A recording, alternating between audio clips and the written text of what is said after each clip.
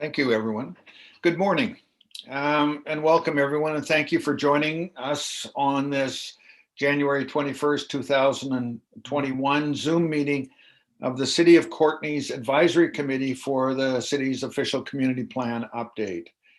I'd like to begin by respectfully acknowledging that we are gathering and Zooming on the unceded traditional territory of the Comox First Nation.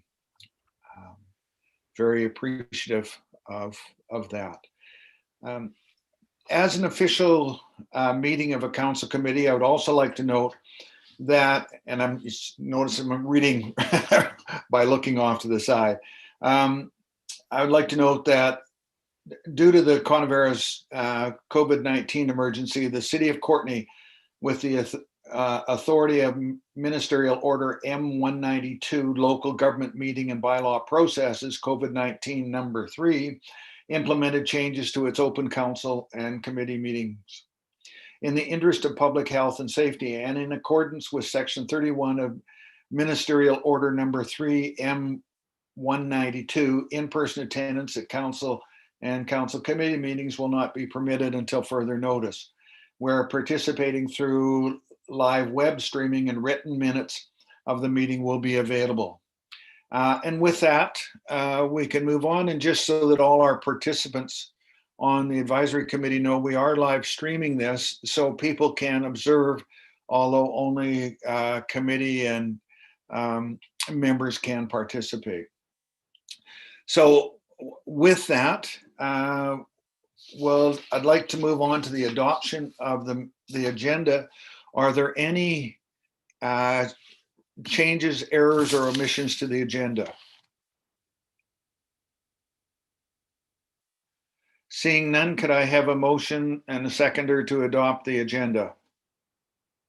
Bob, and does anyone else want to hit the, thank you, Diane, and nice use of the hand. All those in favor, and if you could use the raised hand in it, that would be helpful. And we'll have, and I think everyone is now voted. Betty, Tanis, thank you. Yeah, okay. The agenda is approved.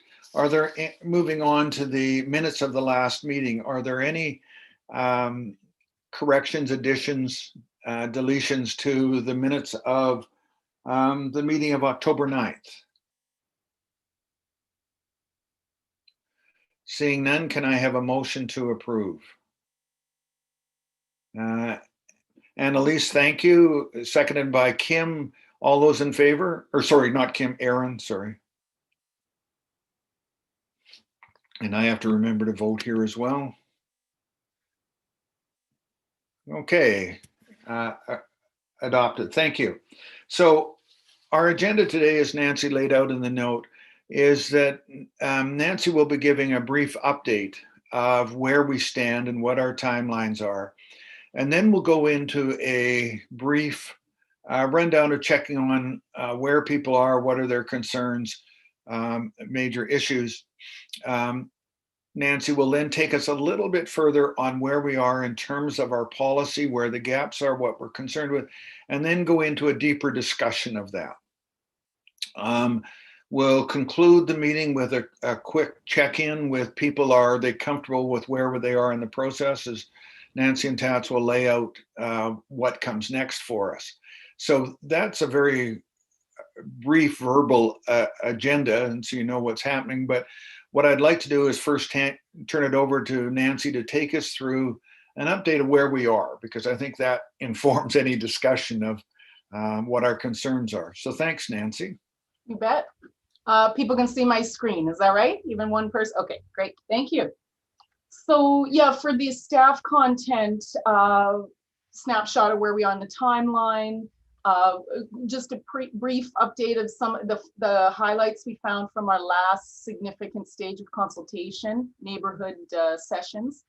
How far we've come in the overall timeline. I think it's very valuable at this juncture as we're getting into our final phases to see how much work we've accomplished. So I'll just touch on that in a high level way. talking about your role in these final stages. And like Norm said, we want to pause after we talk about what staff see as your role, and then you and just hear what, you know, your reflections on that. And then finally spending quite a bit of time on hearing from you on the gaps, the comprehensiveness of the policy concepts that had been circulated in that document, the stakeholders identified. Obviously, you know, one advisory member said, hey, I'd like 6 hours to talk about this. And you know, that's the, you know, that's the kind of enthusiasm we want. But today we're hoping we kind of more hearing from you, those high level impressions, probably not a ton of staff and detail, you know, feedback on that, but at least let's flesh out those ideas. And then we can have more discussion about that, maybe one-on-one or in smaller subgroups following this meeting. Yeah, well, I suggest no questions during the actual staff presentation because we have those specific moments in time to talk as an entire committee. Looking at the timeline, we are now into this, you know, basically into that 5th phase. And this timeline is a little older, so it doesn't have all the specificity of it, but we are intending to have the OCP adopted in June, you know, early July at the very latest. So before that summer timeline, which means that moving backwards, we need to have stakeholder conversations in this next month, and then we need to be referring the plan out to legislative stakeholders and First Nations in that April and May timeline. So really February, March, a lot of work happening, and I'll talk about that. I'll unpack that a little bit more. In terms of what we, the highlights of the most significant milestone, recent milestone, just a reminder, we held all those workshops in October and those virtual sessions. We had over 150 unique participants. So some people participated across a number of sessions, but in the end, there were 150 unique individuals, not including your own attendance and council attendance. And that resulted now in this large report that has been circulated to you in advance, and we will be posting it online quite soon. A lot of detail in there, a lot of documentation. Those sessions, just a reminder, they were held to more or less correspond with where the growth nodes are being planned for. And with the addition of a couple other places, even though a lot of growth is not anticipated or planned for in East Courtney, where there's a lot of single family homes, secondary suites were talked about there. So we had a special walk, we talked a lot about that. And then the headquarters area, the Sandwich area, that area has a lot more rural characteristic. So even though it's not an area as a growth node, we know that it could be subject to some land use change. So we want to talk to the neighbors more in those areas too. We discussed how to bring the vision and goals to life at the neighborhood scale, the look and feel of growth, and then really anything that people wanted to bring up, their aspirations and concerns. So a lot of richness in that report there. The high-level observations from all those sessions, cross-cutting themes, is that the natural area is very important. We've heard that through every step of the way on this process. So it's just reaffirming that. A lot of receptivity to active transportation and public transit, that it works, that it's convenient, that there's the infrastructure for it. A lot on urban design, you know, people talking about the importance of context. The new development needs to respond to the neighborhood context, that the building frontages have to respond to the public realm, that new development can be revitalize an area and upgrade services, and, you know, still that support for walkable communities, mixed use in the nodes. You know, people talk about housing, need a lot more variety. And people really wanted more of that kind of conversation. We got a lot of positive feedback on both the virtual sessions and the walkabouts. I'd say especially the walkabouts. So hopefully one day when COVID's behind us, we can continue those kinds of neighborhood engagements. So those themes that we heard in the neighborhood sessions, they corresponded quite well with what we've been hearing all along. And so this slide is showing the summary of the vision and the goals that have been being developed, you know, over the summer into the fall. And so just this now forms the basis of our vision and goals. Net zero by 2050, inclusivity, equity, reconciliation, people at the core of the plan. Developing within the existing centers, the neighborhoods, that's, you know, land use, the plan itself, you've seen more housing choice, more variety, rebalanced transportation investments, strong neighborhoods, that nature piece is part of all neighborhoods, strong community and city relationships, and then economic recovery and success that responds to our values. Just a snapshot of all the documents that we've been amassing. I think we got well over a couple thousand pages of documentation now on our process. And for just a reminder, it's there. It's always there for us to access. Don't want to spend too much time on that, but there's a long legacy of our work now already. Wanted to acknowledge that when we started this process, COVID, didn't exist, and we had all these ideas of how to engage with the community. We had to pivot, but in the end, we actually got to do more or less what we intended to. So, with the exception of the pop-up engagement, we had envisioned last summer going to a lot of community events and communicating with people. That couldn't happen, but everything else, even our neighborhood workshops, and we were so excited to be able to do that. Just recognizing that, about 14 months ago, you as a technical advisory committee came together. There's a number of you in that photo there. In February, we held that big ideas fair. About 350 people came out, lots of interactivity, it was a fun day, lots of feedback, tons and tons of different methods. And the day before, the school district, the youth had their climate conference, and so the Doors art piece there just represented some of that youth representation. I just wanted to show, remind us that February last year, we were talking about, as an advisory committee, that language matters in talking about change in our community and climate. And so, we had created a panel to bring to the Ideas Fair, but I'd like to remind us that as we get into the actual drafting of this document and ultimately the promotion and the implementation of it, that language will always matter. And so, your feedback on how to talk about this plan is really important. So just a reminder on that. Just wanted to recognize too that we got really great feedback from people just appreciating the style of the Ideas Fair. People stuck around quite a long time, and people said they had a great time. So I think in the future, there will be a time when we will be able to hold these types of events again, and we expect them to be well received. The advisory committee back in February suggested that we needed a glossary to help people understand a lot of these technical terms. And special thanks to Dawn to helping put together the template of that. These glossaries do exist on the website, and we could certainly, continue to develop them just to make these concepts, the OCP, more accessible to all audiences. Just a reminder at the Ideas Fair that the themes, the housing variety, the compact growth, people, places, gathering spaces, natural assets. We kind of keep hearing these same things again. We're like, oh yeah, we're hearing them again, but it's because we keep asking, we're getting similar feedback. And we are hearing from different people along the way. So it's not always the same group of people. And we have a variety of ways of asking that. We held an interactive survey in the summer. About almost 800 people participated in that. Again, got confirmation, vision and goals. People were more, pretty high support for those, pretty high support for the land use structure plan. Then we held those summer virtual brainstorming sessions. We held eight of them. And that document I'm finding right now, as we're really looking now at the policy, going back and the richness of those discussions, that's captured in one of those reports online. And I'm finding that a really great resource. And I encourage you to look at that as well in your thematic areas. And then, before the holidays, we were holding these neighborhood consultation sessions. And these are just some snapshots of some of the content from that summary report. So, asking a lot on built form and look and feel. And so that will form our urban design development permit guidelines. So a lot of great feedback there.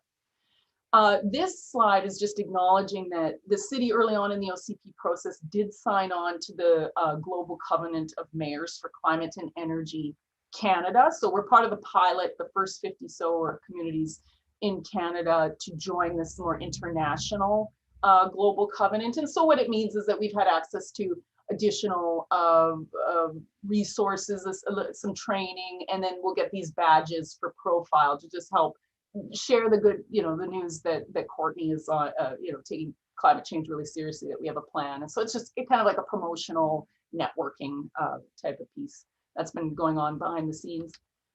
Now, your role in these final phases. Today, we're going to talk about policy and stakeholder gaps in a high level way. We'll give you about 2 or so minutes each in the round table. Maybe we'll have a little longer. But I expect you won't be able to say everything you may need to. And so please, by February 1st, make contact with staff to let us know any additional comments you may have. We can have a phone call, a Zoom call. If you want to connect with other advisory committee members before you get back to staff or your wider networks, please do. So, but we're asking for that February 1st. And the social planning dimension, we know it needs some additional attention. And so I'm envisioning that Sheila, Lindsay, Sheena, that we will, in the next very short while, put our heads together. We've got some ideas, but we want to help. We want to talk to you to help narrow some of those down. Then in February, a lot of stakeholder conversations. They could be one-on-one conversations, just depending on if we need to talk to, I don't know, maybe Town of Comox about just a little boundary issue, or it could be a larger group of stakeholders coming together to work through a more complex topic. So that's where, there'll be a variety of stakeholder engagement. Then the advisory committee members yourselves would be invited to the different thematic sessions. So we'll tap you on the shoulder and say, please, you come to the session. We'll schedule around people's availability. Then ideally, this timeline still is a bit draft. Obviously we have to change as we go along, but ideally by mid-March, you would have then a complete, clean copy of your thematic respective area of expertise policy chapter, that you could look at and just make those final, technical recommendations. Ideally at that point, a brand new big idea is not emerging, although there still would be time to consider new ideas even at that stage. But hopefully we're fleshing out the real big ideas, now. So we'd like at that time about a 2-week turnaround where you're looking at the final chapter, and then as well, staff available. We'll keep the communication very open as we near towards that, at the end of that timeline. April and May, our goal is to then have at the beginning of April the complete, clean, beautiful, highly illustrative OCP that then we are referring out to our legislative agencies and First Nations. 60-day referral period is what we're committed to. And at that same time, then we would hold the final public engagement of the whole plan. And we're still thinking of what's the best way to do that. A big plan, at that point we're more or less trying to, I guess, just encourage people to take a look inside. But I think we need some creativity to make that engaging. So if you have ideas on that as well, we certainly, last time we talked, I know Betty had mentioned something at the SID, a presentation. Those kinds of things are in our minds right now. So we can talk about that further. And then you are a committee of council. So at the end of the day, you are reporting ultimately to council. And so this seems like a natural time, towards the end of this process for you as a committee to have a report to council. Now, whatever kind of content you want in there, if you want it as recommendations or reflections or ideas for implementation moving forward, we together, or you together, can talk about what you want to say, and staff can workshop that with you. So, but just keep your eye on that goal as well. Then in June, hopefully that we're on track for that public hearing during that time, adoption of the OCP, and some way to celebrate, because that'll be a lot of work. For the stakeholder consultation, just before I turn it back to you guys to ask, how are you feeling about the process and everything, just a reminder, it's to address unresolved policy topics, some of which you may bring new ones up today. Again, might be, very quick bite-sized kind of stakeholder engagement, maybe just a technical clarification, or it might be a big group getting together. And so the topics, we can see them coalescing, but we haven't actually scheduled anything yet. Is affordable housing, although on affordable housing we have started those, but on the other topics we haven't had the stakeholder engagements. But the other topics: climate action plan, age-friendly community, active travel, green infrastructure, the floodplain, intergovernmental collaboration, development process, environmental interests, and development permit areas themselves. So a lot of material to get through. And then in those larger sessions, yeah, you'd be invited, and then a council member as well. So turning it back to you, we'd like to just take a moment to reflect. You may have a question on the presentation. That's great. We can do that as well. But also to ask you to reflect how comfortable you are with where we're at, where the project is at, your roles, and bringing the OCP into an adoption stage in the next few months. So we can pause now, and then we'll get into the policy discussion next. So I'm going to stop sharing my screen, and I'll move it over to Chair Carruthers. Thank you, Nancy. And okay, so Tats, before we jump into this, you've just sent us a chat note that I don't quite understand. Oh, I see. Tom sent, sorry, I didn't read it all. Thanks, Tom, for questioning how the process will be generated in terms of our report to council. And Tats had replied, we don't know yet. And I had written down that that's something that Betty and I need to give some thought to start asking some guidance from you folks as to how you want to put this together. So we'll get back to folks in the relatively near future with some ideas of how we'll create a straw man, if you will, of this is how we might do it. What do you think? So we'll give you something to react to as we go forward. So who would like to start off the conversation as to where you're at? I could simply go down the screen, starting with Tanis. Thanks, Tanis. Sure. So I had the opportunity to check in with Aaron Nowak because we are both representatives for the environmental stewardship sector. And essentially, we're at the point of asking clarifying questions and, looking for the next step of detail rather than, excuse me, identifying major gaps. So there was a couple of questions that I identified about areas where the conservation partnership itself might be missing in the stakeholder list. And what I'm going to do about that is follow up with Nancy. These are questions about, input to the subdivision development servicing bylaw, and land use, road networks, things like that, as they pertain to green infrastructure and rainwater management, and maybe just asking some clarifying questions. But we're certainly thrilled with the extensive list in the sensitive ecosystems and green infrastructure section. There's so much good stuff in here.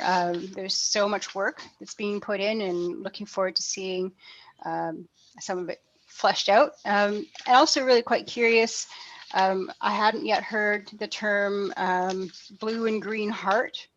I think ensure good governance of Courtney's blue-green heart. So we weren't sure whether we were going to go through any of these pieces or if this meeting was simply too short.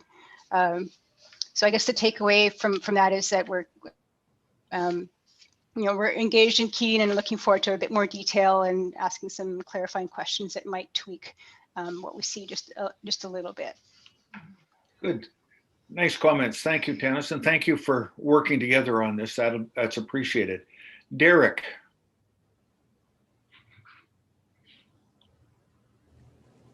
Hey guys, just give me a second, okay? You could just continue past me. Give me a few minutes. Okay. Tom. Morning, everybody. Just very generally to get started, I can't agree more with Nancy and her comment on language. I took your document and read through all the minutes from everything we've done so far, and I think the language really got me going, got me worked up. It certainly is critical, and there are so many. I think I used an orange highlighter throughout my document on words that I thought were inappropriate or ineffective or a waste of space or to the point, which I'd love more of them to be. So there's no way we can go through that. Like I said, I need 6 hours, but I'll certainly send you my markups, Nancy and Tats, and you can see where my head was at with that regard. The second big point that came out of my review of the document so far, and quite a bit in your little intro, even in your email, is the whole notion of the general and the specific, the simple, and the complex or thorough. And I'm really concerned with some of your wording in the email that said, we have a lot more to do to make sure the document flows, it's readable, it's comprehensive, et cetera, and it's full of charts and graphs. And part of me thinks, okay, yeah, do the job. That's what we're paying the consultants for. But please, let's generate a Coles Notes version, a developer-friendly document. No one's gonna read that stuff, right? When I get a new project in Campbell River and I'm ready to make the application, God, I'm looking at 4 inches of reading to do. And I don't need to know all the background as to why they think, this or that. And I think it'd be crucial that we actually have something that's very specific at the end of this. And that could be done later as a separate exercise so that the development community, the investors in our town can get right to the point. And I think that's going to be crucial. It kind of parallels with a couple of comments on what Norm has said in here and in some of the meetings in the past, because where'd you go, Norm? I flagged them with yin and yang symbols. We need to do both broad and focused.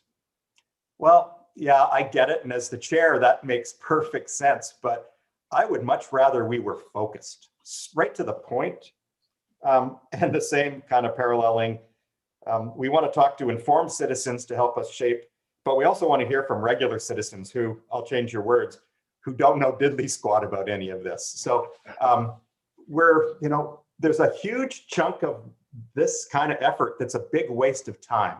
And then there's another part that's like cut right to the chase. And I hope we can somehow resolve that and not compromise both and end up with a big, a big, heavy, unreadable, even though it's thorough and flows nicely. I hope I can have something that's actually quite functional. Simple questions, and then I'm going to stop because I can't go through all these sections, but are we to meet with the stakeholders individually as AC members? I kind of got the sense that there was both something that we can go and do, but there's also going to be sessions where they're invited and it's expected that we'll participate in those. Okay, Nancy, do you want to respond to that specific one? Yeah, how you engage with other stakeholders.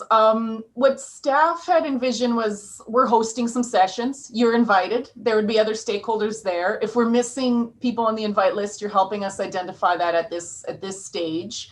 However, you may find you're reaching out to your network anyway, more personally on the side, talking about, a policy idea or something, and you're free to do that.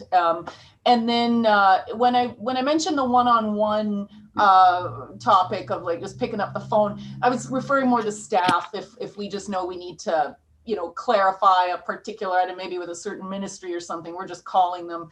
But in terms of your I guess official engagement, we're hoping for your participation in the advisory committee, the stakeholder meetings when we hold them, and then again, if who you're talking to in your own free time, that is your choice.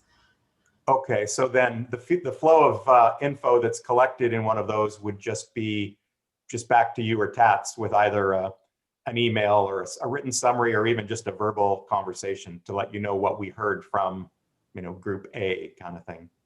Yeah, and staff have acknowledged that at this point there's going to be a lot of kind of detailed info coming and flowing, and that's expected. I mean, we know it'll be a volume for us to manage, absolutely. But by all means, if you're having a good conversation and it feels like it's resonating exactly with what we're talking about, please do share it on, pass it on, email or call us. Okay, and then my final question for this round, anyways, is that AC report to council. And again, I'll reiterate the one from my chat there. I'm wondering how that's going to be drafted and whether it will have, I can imagine a page where each committee member had a paragraph or two to add in there. And I'm even wondering, I think I raised this at our very first meeting. I can remember how happy and optimistic we all were post or pre-COVID. And I did have to ask, what happens if the majority of this committee doesn't support the final draft and in its final wording? And is there going to be in that report, could it be a non-support report if it just happened to go that way? So, and that's where I wanted to end with that one. So I'll mute me. Okay. Let's not get into discussions at this point in time. This was to be a quick check-in, if you will, so that we can get into the deeper discussions in the next round. So I want to be respectful of that and just try and keep this to a quick check-in, although very good points are being raised. So again, a tension between the broad and the specific that runs through our lives. Betty, can we move to you, please? Well, first of all, I think it's a minor miracle that we've gotten this far. It's amazing how we've handled COVID, and my congratulations to the persistence of both the staff and the council. To spend all the time that Tom spent in working on a draft indicates a high level of commitment. Having said that, I was looking at my notes today, and January 27th last year was the Glacier View Development open house. And I look at it, and here we are a year later, and staying with COVID for a moment and thinking of the seniors aspect, I realized that some of the priorities have had to shift. So I've had queries from seniors who are really concerned about housing. We're all much more aware now of long-term care housing, but the gap between moving from an individual home into long-term care is great. And I'm not very clear yet how our plans help us move in this gap space, transitional housing, independent living. In fact, we've actually lost one area because Best Western has switched to long-term rental. So that's an area where we're desperately short, and I'm not seeing clarification on it. I really like the idea of a Coles list of linking. I mean, I think the generic large-scale plan has been done really well. There's been a big web and a dragnet that's captured that. And I think everybody feels fairly solid about what people ideally want. Where I'm still a little bit concerned, and it comes to this business between general and specific, is how it comes down to the area that I'm supposed to represent, which is why I mentioned seniors.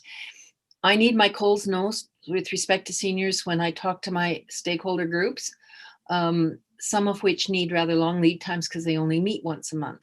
If I had a Coles note that I could distribute, that would be great. It can be talking points. It's hard to extract that. And I'm not even sure whether I go to a specific council member or whether I turn to Mayor Bob to dump it all. So a little bit of clarification about how we, as individual AC members who have portfolios, fit our Coles Notes version into not just reporting back to council, but to our stakeholder groups would help a lot. I don't want to be commenting on the generic plan. I think we're there. It's the how do we connect all those lovely generic ideas down into my group, which I'm talking about now, which is the seniors. Thanks, Betty. And we'll get into Norm. some. Sorry, did someone want to interject there? Okay, Charlotte, you're up. Thank you. You broke up there. So firstly, Yeah, I mean, you know, I I'll take my notes. sorry, was No, you're okay, Charlotte. Someone didn't have theirs on mute. okay, no problem.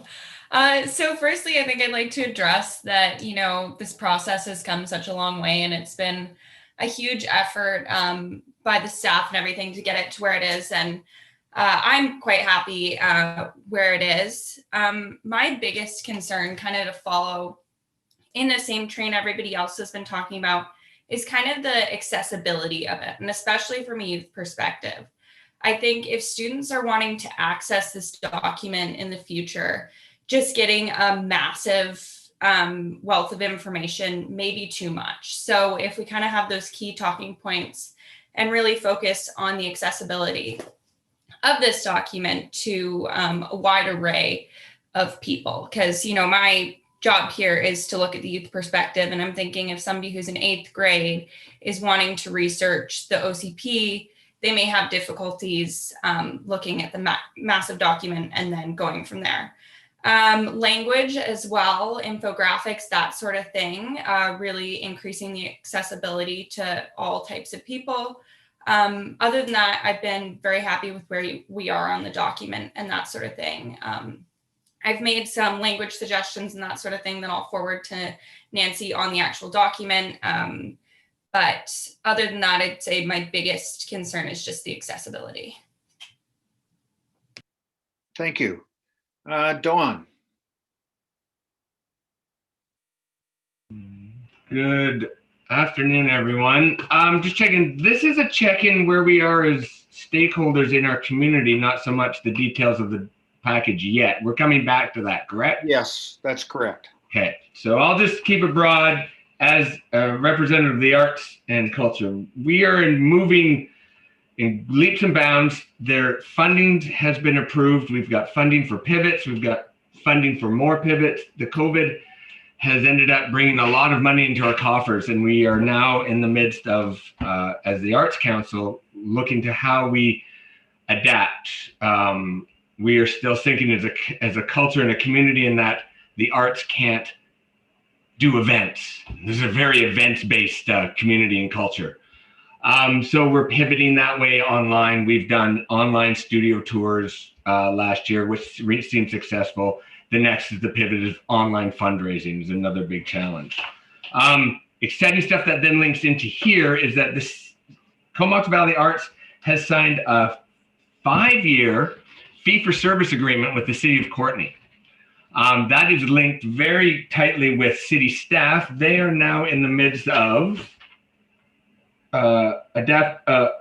assigning a new director of cultural and recreational services, who is what the CVA, Comox Valley Arts, will be working with in liaison to become a bit of an arm's reach or a branch of the city of Courtenay as the arts and cultural experts and helping to enact small, medium, and large events, lead policy, take set directions. It's an amazing advancement for the CVA.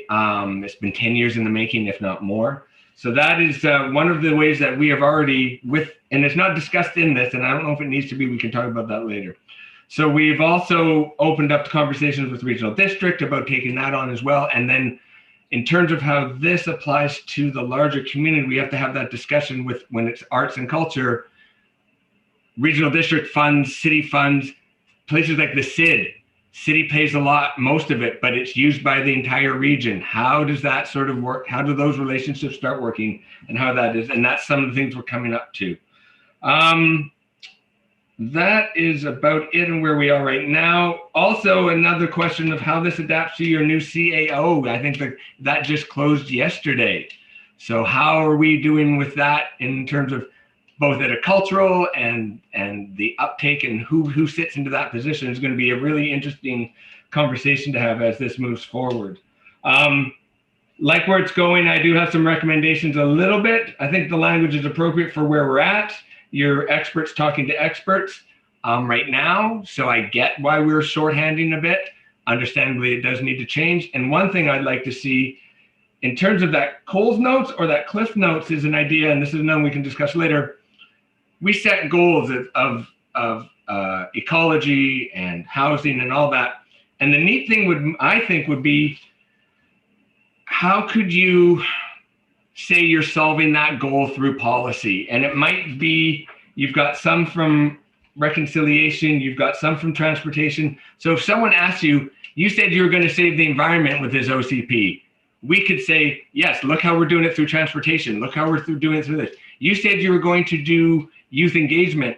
So maybe there's a way of shorthanding it in terms we're answering a question or a goal, and explaining how different policies across different departments can reach that goal. Not just, here's how transportation works, right? How does transportation link to housing, link to better wetlands?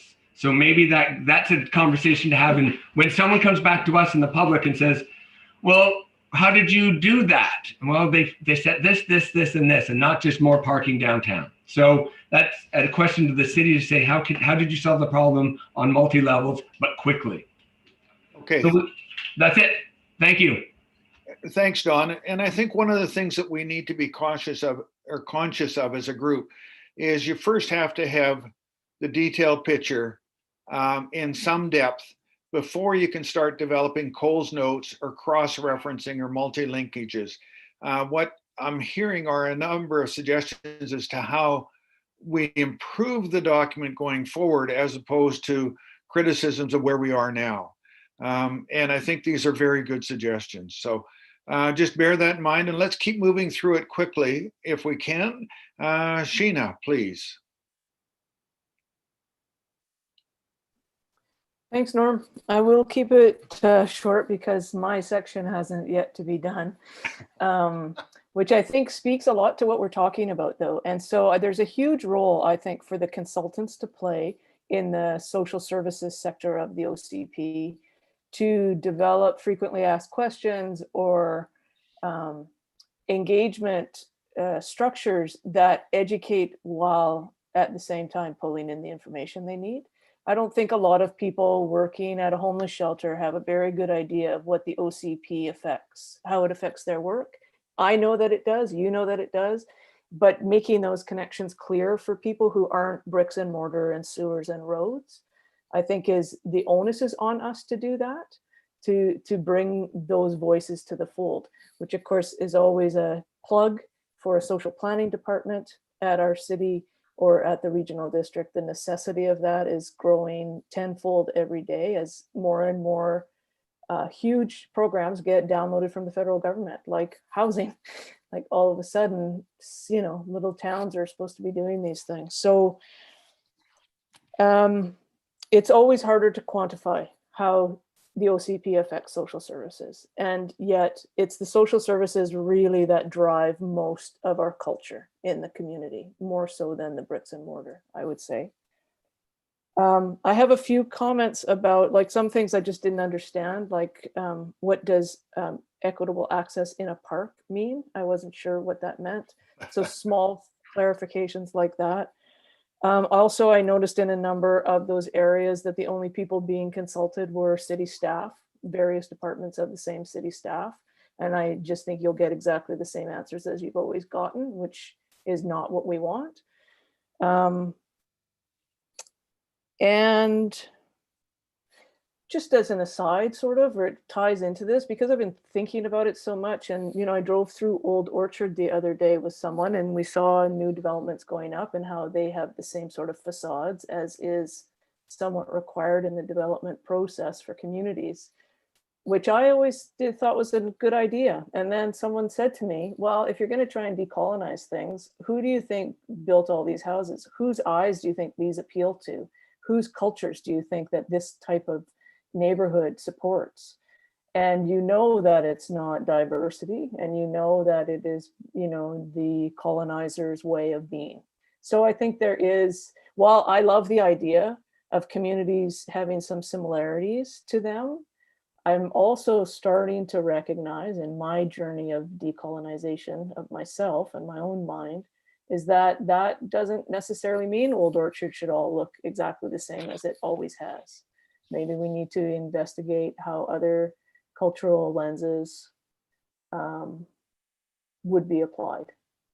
So that's all for me. Thanks. And thanks for all the work that's gone into it. Nancy and Tats, for sure. I know you have been running off your feet on this and I really appreciate it. Thanks. Good. Thanks, Sheena. And Sheena, in your comments, you remind me that the CVRD has just issued its poverty reduction strategy and is asking for public comments on that. And I would encourage all members of the advisory committee, to the extent that you're interested, to take a look at that document and make the comments, because it's very apropos to what we're doing here. And I think the public comments are open till the end of March. So there's a little bit of time to look at it, but certainly look and see how that document weaves with the OCP and whether it meets some of our agenda and directions.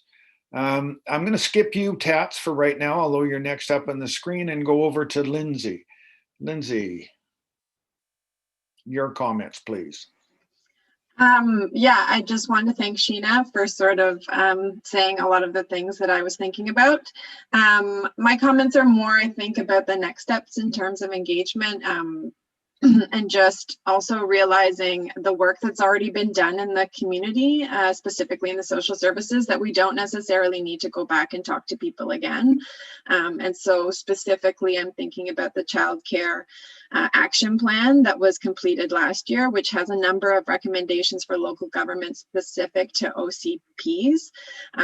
Those recommendations are already there. We don't need to ask again. I think we just need to be sure that we're aware when those documents exist in the community. And yeah, those are my comments. Thanks so much. Thanks, Norm. Thank you. Sheila.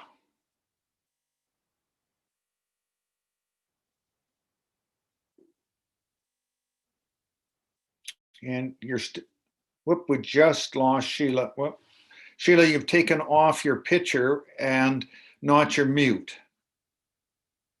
We got one back. There we go. I had a memo. It popped up in front of my mute thing.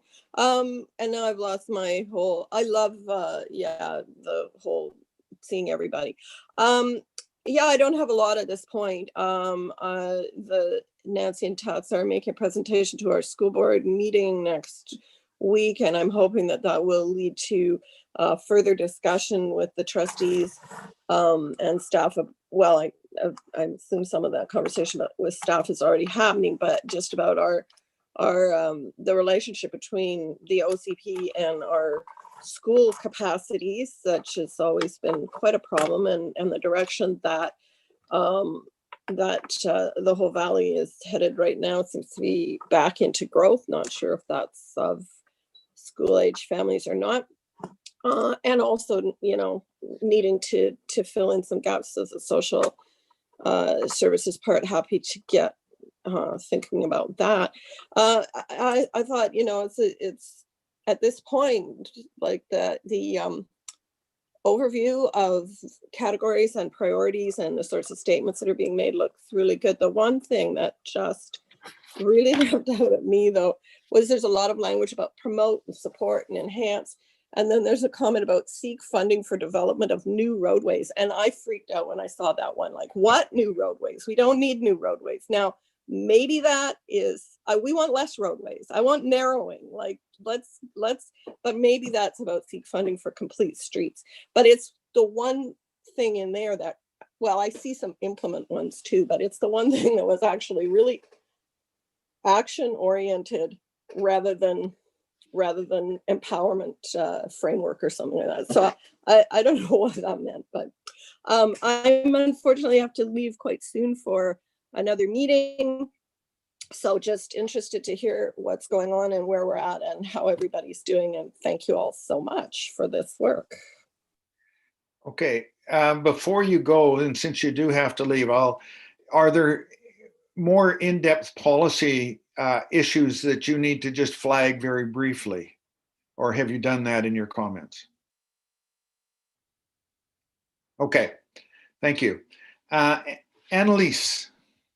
Hi, everyone. I'd just like to go back to what Charlotte said about youth and having that voice in our OCP. I think that we've made a lot of big strides in that in the last few months. I've been talking and communicating both with staff and the new Climate Council for Youth in the Valley that was started in the fall. And so they are now an official stakeholder in the OCP and they will be having meetings. So that's a pretty big deal, which I'm excited about to kind of work with staff and facilitate that with Charlotte. I've looked at the document and I really agree with what Dawn said about the whole question thing and answering the question based on what the OCP has stated or the policies that solve those main priorities we've stated. I think that would be a really good way of having an overview that we can send out to stakeholders or people that are interested in the OCP, because the document is pretty long. And yeah, I look forward to working with you all in the next little bit. And I would just like to thank staff for all their hard work in the last few months. Good. Thank you. Diane. Thanks, Norm. And I, just following along with Betty's comments, it is amazing to see how far we've gotten in the middle of everything that we've all collectively been through, personally and professionally. So good job for the city and staff, and for everyone for hanging in there. I've looked at this. I think I also agree that we need to keep it simple, and being somebody that is the keeper of the policy in the chamber office, I understand the need for policies and guidelines and directions. But I also know that, as Tom's referred to, if a builder's looking for how he needs to do something, I think it need, or she, I think it needs to be, we need to be very direct and very simple in our language, because we lose people when our language becomes lofty. So I'm looking forward to having further discussions around all of this and digging into it.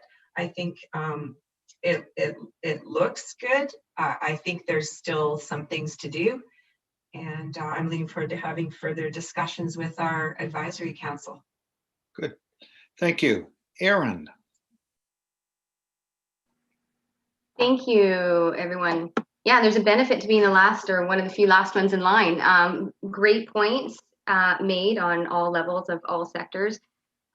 Kudos to the staff for continually reaching out to the Technical Advisory Committee and the community for their feedback. Again, I work a little bit with Tanis as well on the Conservation Partnership. So this isn't our first round at an OCP. So we're quite comfortable, I believe, to tackle what's ahead of us and putting some definition into this section. Overall in the process, we're super happy to just have that nature theme, sensitive ecosystems being valued in the process, and the feedback will inform that structure of the OCP policy. I feel the CVCP in the fall has done a lot of work and community outreach to try and bring that information to the general public, as opposed to our immediate kind of network that's very comfortable with terminology and what that means and the complexity of that terminology. So I think we're quite well placed at this time. Going back to our section, I feel there's many roles for us in different layers. So I agree with Dawn in that parallel of supporting different section policies. But overall, we're very happy to see the depth of our section, the acknowledgement and the shift in language. Although it is different language, I think that does need to work, but there's been a tremendous work on the natural environment over the last few years that I feel has been addressed in that. And I think I just want to remember, we did a information session with Deb Currens, who is quite an expert in the UVic Environmental Law Center. And she kept on hammering back to the OCP is the top tier of your culture of conservation. So your OCP is one of many layers within your city that should be creating this culture of conservation for the community.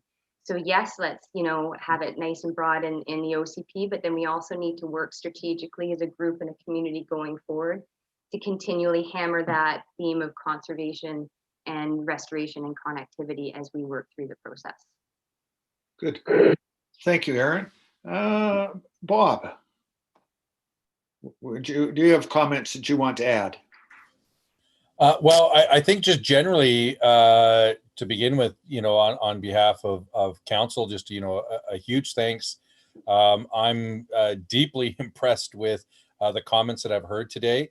I look back to, I think it was November 1st, 2019, when we had our first meeting, and to see how far we've come, and it has been mentioned many times, the challenges that we've come up against and I think have met. I think having a document that obviously is readable and is functional is absolutely critical, and is a challenge amongst its own self, I think. But yeah, I'm really enjoying the discussion. I'm here, I think, more to observe and report back to council, unless I see something, something's going off the tracks or something. But as I said, I'm deeply impressed with what I'm hearing, and really want to thank you for myself and on behalf of council. Thanks, Bob. Derek, can we come back to you? Sure. I appreciate that, sir. I just had something in front of me. It's kind of chaos right now for us. I just, let me begin by saying, the document in its entirety and its scope it's certainly impressive. I mean, there's been a staggering amount of work done specifically by Tats and Nancy. So thank you very much. I can't even imagine how much effort's gone into it. There's a couple of points that, as I was listening to you all, that kind of just highlighted my points. I'm maybe regurgitating, but I do think, as a representative of the development community and the real estate aspect, I do think that there has to be a bit of a Coles Notes version. So Tom, you highlighted that. I do agree. I think at the end of the day, to provide or present to anybody with capital or anybody with equity that's coming to this community, to have some sort of a distilled version of this is going to be extremely important. They're not going to read through a 300-page document, so that's important to me. And then, with that being said, the flip side is the accessibility for the development community. Certainly, I'm sure everyone loves real estate, especially when it's going in a market like this. So I'm not sure how to say this, I'll just say it. I cannot impress upon the 12, 15, 20 of you how chaotic our market is right now. And what I mean by that is, in my 24 years, I have never seen, not even in Alberta during the oil boom, I have never seen a lack of inventory and a surge of buyers, predominantly now from the Lower Mainland, like we're seeing today. This is the same conversations I had in 2008 when I got off the turnip truck coming from Edmonton. There needs to be a provision in this document that understands that we are growing at such a rate, we are not keeping up. We're not even in the ballpark of keeping up with demand for housing. So, Diane hit the nail on the head when she was talking about this. How, who's moving here? Sheila made that comment. Is it school-age families? Yeah, it's school-age families. I think the days of the 65-year-old Albertans cashing out and moving here, to be honest with you, the prices have gone so crazy, they're not coming anywhere. They can't afford it. So what we're seeing now is the Lower Mainland emptying out and coming here with school-age children. How does that affect schools? How does that affect, parks and recreation? Somebody made a comment that we don't need any more roadways. Well, I have the belief of the exact opposite. It's a 6 or 7 light weight over the 17th Street Bridge now. So if you look at our projected growth of 2.5 to 3.5% per annum, I think that's light. We're probably 4 to 5%. Where are you putting these people? I mean, our average home price is touching $700,000 now. So I think from the development point of view, I don't want to belabor the point, nor do I want to hijack this conversation. But if we're going to, within this document, if we're going to distill this down for the developers, and we're going to get to the heart of the issue about housing and affordability, which is for me, a huge, something I'm passionate about, well, then let's do it. Because to me, this document does not represent any sort of reality about anything that's going on with not just the market today, but the reality that the baby boomers, which are 30% of the population, of our country are retiring, and they're not going to Flin Flon or they're not going to Saskatchewan. They're coming to Vancouver Island and they're coming to the interior BC. So, you know, reasonably, we're going to be putting 20 to 25,000 people into this community in the next 10 to 15 years. This document to me does not represent that fact. So I appreciate the lion's share of work. It's been a massive amount of effort, but I'd like to pick at that a little bit more and explore that, because I do think that has to be accounted for. Thank you. Good. Thanks, Derek. And a wonderful range of breadth of comments, not surprising given the mix of the committee, but that's very much appreciated. Ian, did you want to add anything specific to this, or Tats, from the administrative perspectives before we go back to Nancy in the overview? Yeah, sure. I'm happy to just give a few comments based on the conversation I've heard. And I will admit, in the background, I'm doing other work. So I'm listening with one ear, working with the other, trying to keep on top of things. But great points on the implementation side of the OCP. So how we link policy to actions and goals is something early on in the process we've talked about at a staff level. The hope is to maybe end up with some sort of matrix that can do that and then guide us forward over the years. The comments on the staff role, I think, is mostly to, not to disparage staff, because I'm one of them, but not to take the old ideas and keep refreshing them. But what we want to ensure from a staff level is that there's coordination of all the different plans and departments from the policies that are coming out of the OCP, as well as ensuring that what we're hearing can be implemented, and what that looks like. So both lawful and implementable. Absolutely agree with the need that's come up on having a concise guidebook. And I think that it is not only for the development community, it's also for the city staff. And that also applies across all the different aspects, not just the development side of the OCP. Oftentimes what you see is a distilled version of things like the development permit guidelines, which are a real focus of how development happens. So totally agree, great points there. The early comments on what the report from the committee will look like, I'll leave that up to the committee really to sort out, but would be great if there's consensus. That's not likely to happen. I mean, we've seen that even in the conversation today. Oftentimes in other committees that I've seen, it is, and not to burden the chair, but the chair does the report reviewed and commented on by the committee, and then that's presented to council. I think there's great value in pointing out areas where there's differences of opinion on policy. But that's the real struggle of doing an OCP or any policy document, is trying to find the balance in all the diverse opinions that come into it. And I think that's my my main points. Oh, the other comment, maybe just on the last stuff to do with affordability, is I think it's re-examining what type of housing is being provided. I know there's a balance between what the market's demanding, but I think that affordability issue is going to drive us to different forms of housing, and that will be a key component of the official community plan, infill development policies, and how housing looks like in the future. But yeah, I'll leave it at that. Thanks very much. Thanks, Ian. Tats, do you have any comments? Not much. Ian summarized pretty much everything I want to mention, and readability mentioned a lot. That's our main focus. Concise, simple, concise, but says a lot of things at the same time to provide clarification. So it's more work for us to be done, but we're really looking forward to next stage and the detailed engagement, individual engagement through stakeholder workshops. So stay tuned, and thanks for your all comment. Thank you.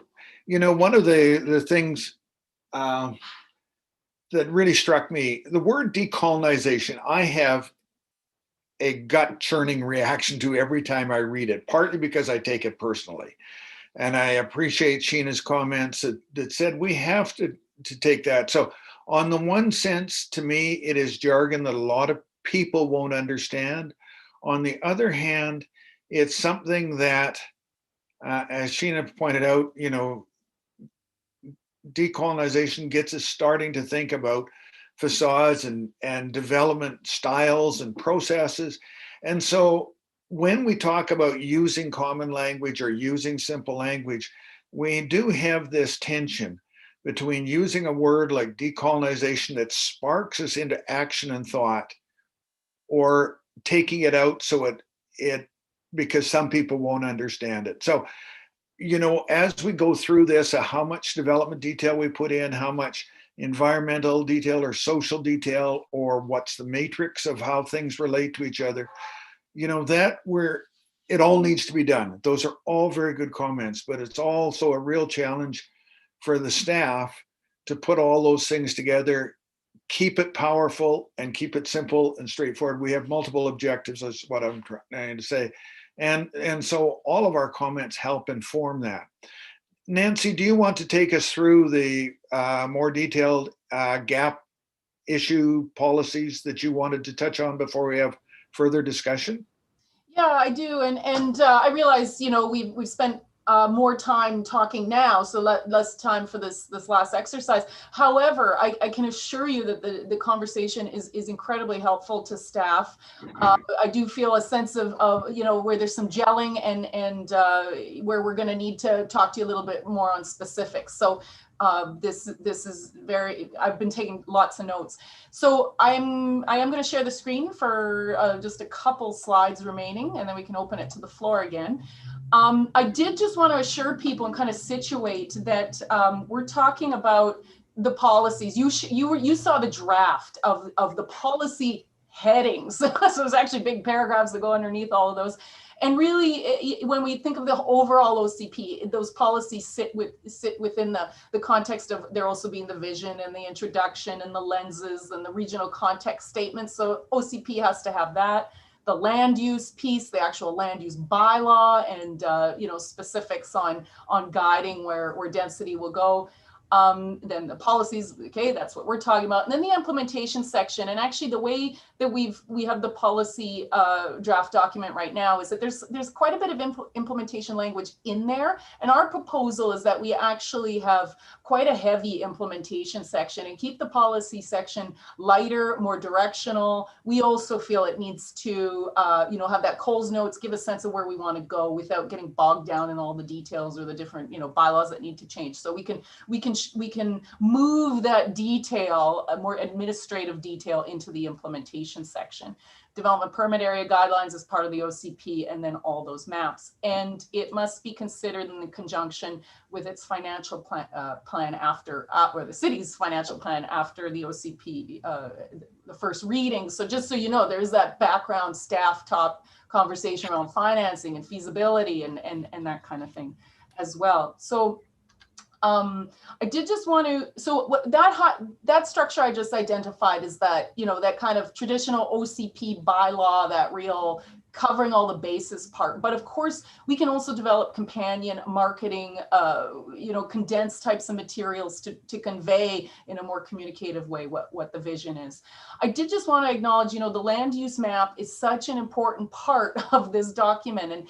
And so just to give you a little sense of how it evolves, we started with understanding where all the growth can be accommodated from all our GIS analysis. That's the image on the left. Then we had lots of conversations with the neighborhood, talking about form and density and coverage of properties. That then gives us a sense of how much development, massing, floor area ratio could be accommodated in these different areas based on that feedback. And then ultimately that then informs what the end of the day, the land use plan will look like. So that someone who's buying a property, moving here, they know, okay, these are the land uses that are supported. And then that then goes to inform also the zoning bylaw as well, which is a separate, you know, following piece of work.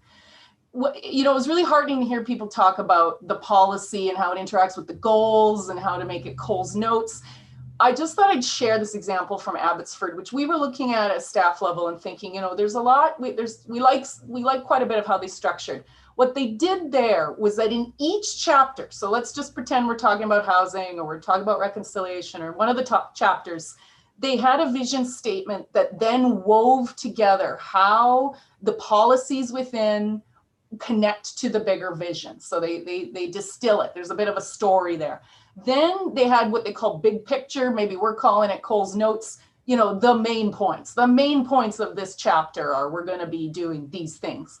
And then the policies, still aiming for pretty concise language.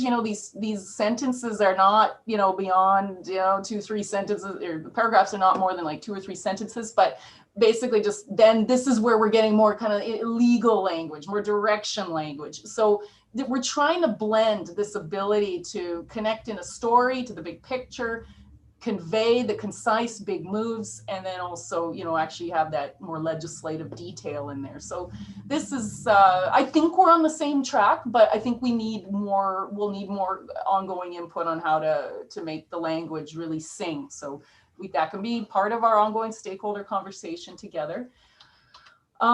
So what we would imagine at this point in the meeting is that, you could each talk about where you thought there were major gaps. But what I noticed was happening was you were talking about the overall, the product and where it needs to go, and very helpful. And then a lot of you said you had very specific questions, maybe ideas. You can, that's appropriate. Liaise with us if it's really, really specific. But at this point, we do still have about 15 minutes. If anybody had anything else to add in gap and comprehension, or just really anything else to guide the process at this point. So I'll stop share. Oh, maybe I'll just add my one last slide, is that to remember that the OCP in many ways is just the beginning. So I get really excited about thinking beyond the adoption. Maybe you want to think of your own role and being ongoing ambassadors of this work. That's part of the implementation policy that we're continuing to work on too. But yeah, I'll stop sharing right now. Good. And one of the fascinating things I'm hearing is, while we have shared a lot of ideas, people are excited about what the end product is, which to me is usually a sign that you're pretty comfortable of how it's gone so far, and you're moving forward to how do we finish this off? How do we make it right in the end? So I think that's great, folks. Now, are there anyone who have real burning questions? And if you do, and it starts, 3 people put up their hands already. I was just going to ask you to do that. So Betty, you're first with your hand up. Well, I'd just like to point out that a year ago we had 0 public participation, and then with all the various stakeholder activities, it went to 150, and then it went to 300. There is a public lag time. And so we will be completing our job just about the time that many people in the Valley are going to realize it affects them, either because they're developers or they're seniors in retirement or whatever. So somehow we have to accommodate this lag time with respect to public education. And maybe Norm hit on it when he talked about being ambassadors for the area. I think that lag time is another gap potentially to think of. And I really like Nancy's idea that we also have to link this to finance. If we've got agreement on the big picture stuff, where we're going to do the infighting is on the action stuff. And, Derek talks about school age families moving in one breath, and then in the next breath, he talks about people, the 30% of retiring here. The trend away from big cities as a consequence of COVID is accelerating all across this country. We probably haven't built that in enough. So I'm thinking now of gaps and lag times. That's the key word, lag times. Okay, thank you, Betty. And we'll keep all these comments short if we can, please. Dawn, you're up. Thank you. Attached is a link to the community cultural services report done by 2019, accepted by council, and all the recommendations also accepted by council. That is a roadmap to engaging and increasing the cultural landscape here. that is and I'm getting into it now as we're pushing through the strategic plan for our group. That is going forward. And one of the first things with the fee for service is also that we have convened a advisory panel of stakeholders that is meeting between tourism and everyone like that. And I recommend and want to put Nancy and Tats in contact with them. And I think Joy Chan is also an asset to that way. And I want you guys working across the hall and not in silos to make sure that what they're feeding us as directions are also can be incorporated into what you're doing, because this work's already happening in this part with us, and it needs to be directly incorporated. And it's work, boots on the ground work that you can then turn into a policy. So familiarize yourself, staff, and anyone else about what was done on this 90-page report for the arts and the culture. The advisory group meets once a week. That's another access for you guys to do that. And yeah, those are the two big ones. Oh, and you've got number 6 is create a cultural plan. I think that's number 1, and everything underneath this is part of how that cultural plan is done. So in the cultural plan, we honor Indigenous, we incorporate traditional knowledge, right? So that cultural plan is key, and also have conversations, understanding that we're also dealing with the regional district and some of the outlying islands too. So know that the culture isn't just at the boundaries when it comes to an OCP, it's within the community and the island. Good. Thank you, Dawn. Aaron. Yeah, tying in a little bit on some of Dawn, so focusing a bit on our section from the perspective of the stewardship group for the sensitive ecosystems. Again, we really applaud the level of connectivity and restoration, which has evolved in the last 5 years of how we speak about just protecting. It's going beyond protecting, we're connecting and restoring. I'd like to suggest inserting, also restoring natural system function. That's also something that's talking about the actual function of the ecosystem, not parcel by parcel. We're really happy to see natural assets get pulled out. That's a language that's been used with natural or sensitive ecosystems, but that's actually got pulled out to the infrastructure section to account and identify those natural assets. A hands clap, hallelujah, that's wonderful. It's a big step for us on the end of the CVCP to start looking at that green infrastructure.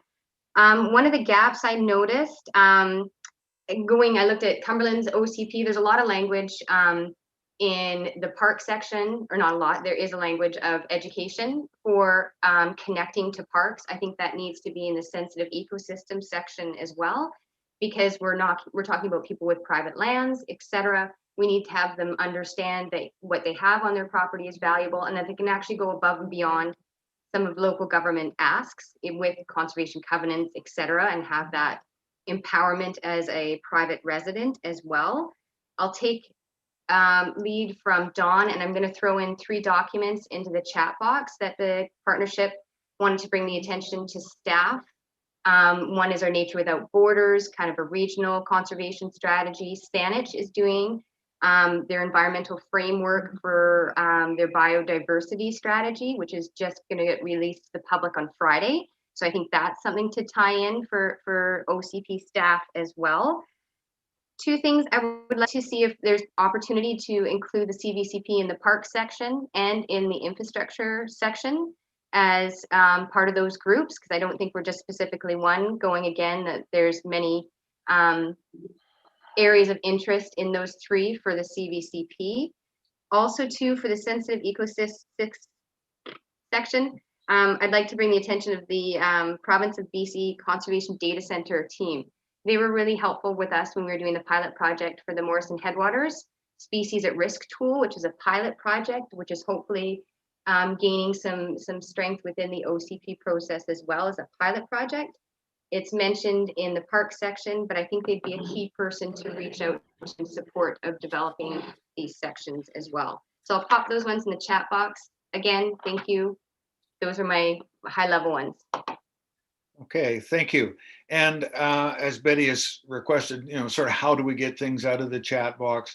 And I think Nancy and Tats, if you could extract these comments or these references and send it around in an email, that's for us low-level techie peoples, that would help. Any other burning comments that people have. We do have a request to get all our comments and details into staff by the 1st of February.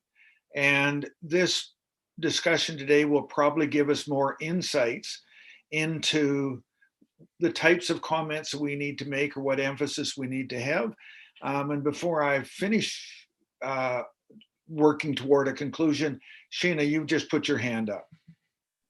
Yeah, it's probably not a burning issue.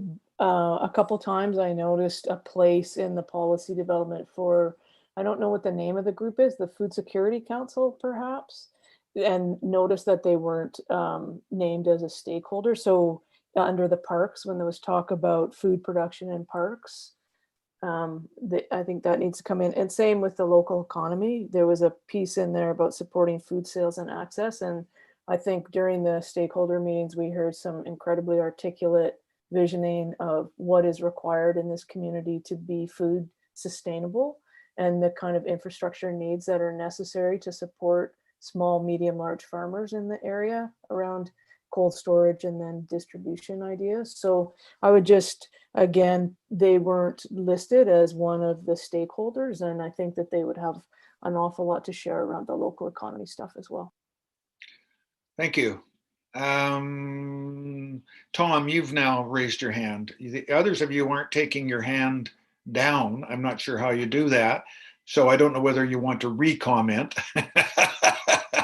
but I'll go to you, Tom. Okay, so I could talk, like I said, I could talk for an hour on each one of these sections. I'm only supposed to be involved in one or two of them. So I'm just gonna, these are general gaps. Nancy was talking about gaps. I think we should have a section or a headline somewhere in there on retreat. I think the word retreat is used once, and it's, again, it's prefaced by manage or support or something. No, we need a retreat section where we retreat from development, et cetera, and I think it should be thought about. Rainwater harvesting ought to be in there. It's completely just avoided in the infrastructure section. Interesting, again, language. Parks and sensitive areas never once get the word growth used in their section. It's amazing how easy we add growth to roads, infrastructure, sewer pipes, all that stuff that's expensive and supports unfettered growth. But why does the word growth not in the park section? Why are we not trying to grow the amount of parks we have? So again, you'll get all this in detail. I think I mentioned lot sizes in a long-winded email the other day. I think if we had a section in the urban form area that actually specifically addressed the criticalness of the size of lots, that every one of these sections would become better, whether it's safety, social planning, et cetera. If we get the lot size down, we solve so many problems. Derek, I think we talked about this earlier. I think there ought to be a section on development certainty. This document should provide certainty to people coming to the Comox Valley to invest. And I think if we keep that as a very broad topic level, we'll have succeeded. And then the last one, and I really think we have to work harder on coordinating all of these target dates. Talk about confusing. 2021 for something the city of Courtenay is going to do. Hey, good for you. It's 2021 already. If you haven't made it, you've missed. 2030. Yes, there's a 2030 challenge. 2032 is the building code target for net zero energy ready. And then there's the 2050. I mean, I'll be 90. I almost don't expect I'll be around by then. Hopefully you guys all find a cure for the longevity, but that's just too far out. I don't know where these numbers are coming from, but I'd like to see a consistent target across the board. So again, we have that certainty. We know where to go. We know that people don't look at these things until the very last minute, and then it's too late. Courtney's doing great on the BC step code by bumping it to step code 3 with 10 years to go. That's fantastic because most municipalities like Cumberland, they haven't even adopted the step code yet. So let's put this in here. Let's look at the dates and see if we can kind of bring them closer together. Okay. Now, folks, I love talking, and I know, Annalise, I'm coming to you in a second. But we are closing in on time. We are losing people. We do need to know what the next steps are from Nancy's summarizing.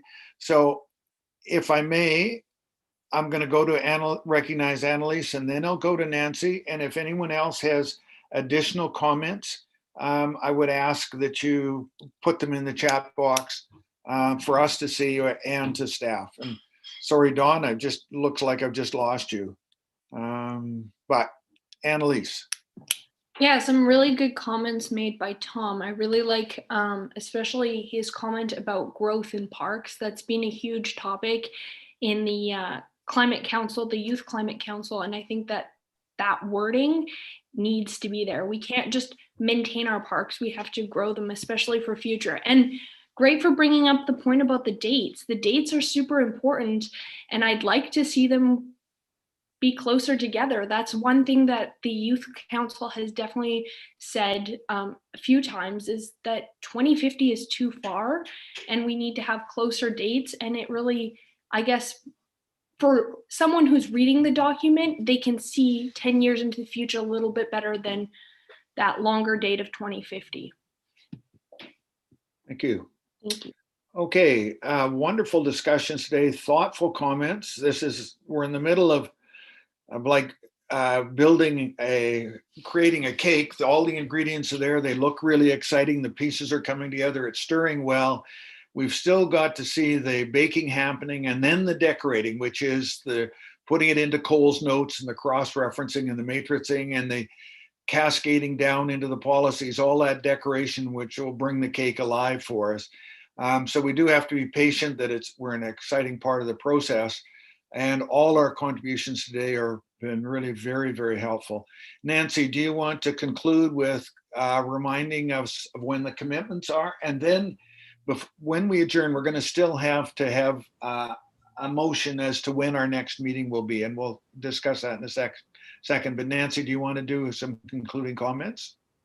My concluding comments are very simple. It would be that February 1st, please reach out to myself and Tats and just any of those details, as much detail, or maybe you don't have a lot of detail and you're like, just don't forget to talk to this person. I mean, that's fine. Whatever your detail is, email, pick up the phone, set up a meeting for us. I mean, we just really want the communication. We would like to have, it increase now in these following months. We're available. And then, I mean, hopefully we're going to do the best we can to schedule around a variety of people's schedules to get those stakeholder meetings going. I mean, that'll just, as much as you can be available, we appreciate that. So that's really it for now, because we are still kind of moving, one milestone to the next. And we'll organize a meeting, towards that March, April time and come together again and talk about that final report. So good. Tats, do you have any concluding comments?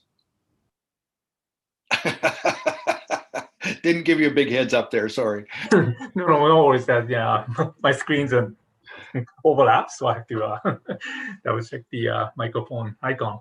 So yes, it's going to be busy, and we might need a quick response from you. Small question comes up, and so there will be a very intense communication will be happening, and so we will be very much appreciating your continuous support, but we will get this done. Good. Now, one comment I wanted to make, Ian, thank you very much for giving us guidance on the advisory committee report, and I will take the lead in drafting it, working closely with Betty to try and scope it out and then provide the comments for you people to say, does this make sense? Are we missing something? Do we need to refocus it? And then we'll be able to, we almost need to put that structure in place or that sense in place first, and then see what the OCP report looks like before we can finalize our critique of it and report for council. But so those things will be happening together, and I will take on that as a responsibility. Two things now, switching back to a more formal meeting recognition. We do need we are officially required to set a new next meeting date. And last time we had a motion to establish a date for the next committee be postponed, and that staff liaise with the committee to establish the next meeting by email. Is there anyone that would like to make that motion or propose a specific date? Do I see a hand coming up or a comment?